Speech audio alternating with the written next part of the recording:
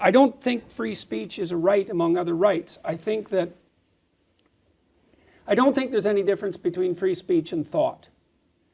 And it has to be free, because if it's not free, it's not thought. So imagine mostly you have to think about hard things, because why think? Otherwise, if everything's going all right, you don't have a problem. When you have a problem, you have to think. And if you have a problem, the thinking is going to be troublesome, because you're going to think things that upset yourself and upset other people. It's part of the necessity. It's part of what will necessarily happen if you're thinking. I just want to repeat. Yeah. You said something that just stopped me. Sorry, because stopped me so completely cold that I missed a little bit of what followed. I just want to repeat it.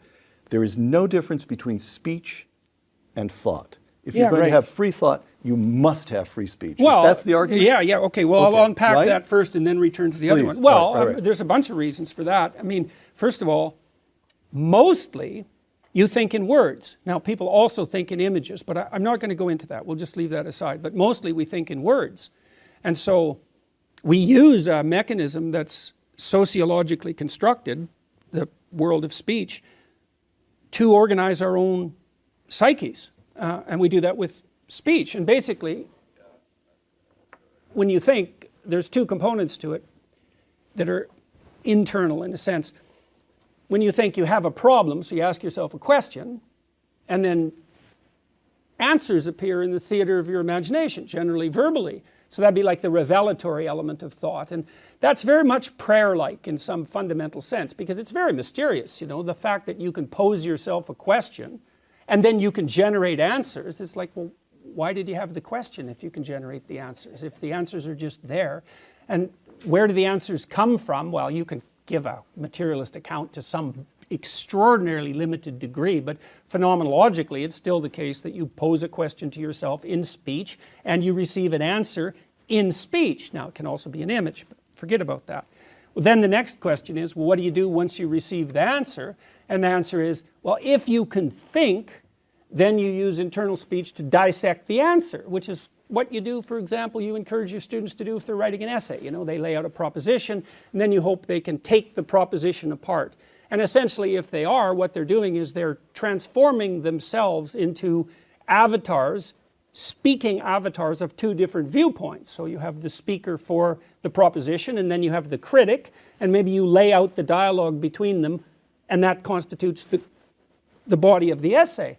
And you have to be bloody sophisticated to manage that, because it means that you have to divide yourself in some sense into two avatars that are oppositional, and then you have to allow yourself to be the battle space between them. And people have to be trained to do that. That's what universities are supposed to do. It's really hard. What people generally do instead of that is talk to other people. And that's how they organize themselves, by talking to other people. And then the reason you have the right to free speech isn't so that you can just say whatever you want to gain a hedonistic advantage, which is one way of thinking about it. You have a right to say whatever you want, like you have a right to do what you want, you know, subject to certain limitations. So it's like, it's a hedonic freedom. It's like, no, that's not why you have a right to free speech. You have a right to free speech because the entirety of society depends for its ability to adapt to the changing horizon of the future on the free thought of the individuals who compose it. It's like a free market. In some sense, it's a free market argument in relationship to thought. We have to compute this transforming horizon. Well, how do we do that? Well, by consciously engaging with possibility. Well, how do we do that? Well, it's mediated through speech. So societies that are going to function over any reasonable amount of time have to leave their citizens alone to grapple stupidly with complexity, so that out of that stupid grappling, fraught grappling that's offensive and difficult and upsetting, we can grope towards the truth collectively before taking the steps to implement those truths before they've been tested.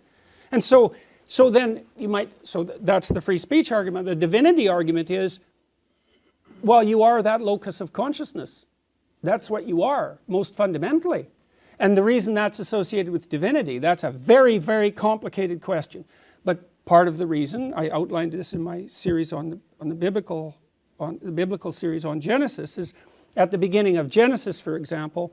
So imagine this divinity of the individual is rooted in the narrative conception that's part and parcel of the Judeo-Christian tradition.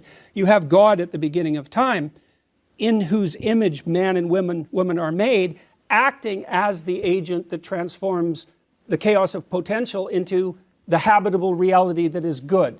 And he uses the word, the divine word, logos, to do that.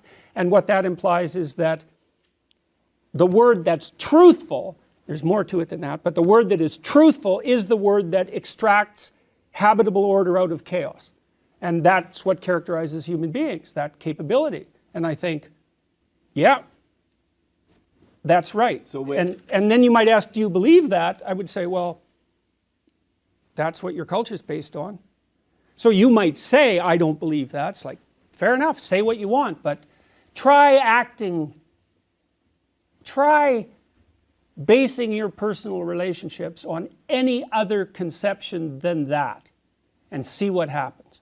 You know, people are so desperate to be treated in that manner that it's their primary motivation. You want other people to treat you as if you have something to say, that you're worth attending to, you know, that you have the opportunity to express yourself no matter how badly you do it.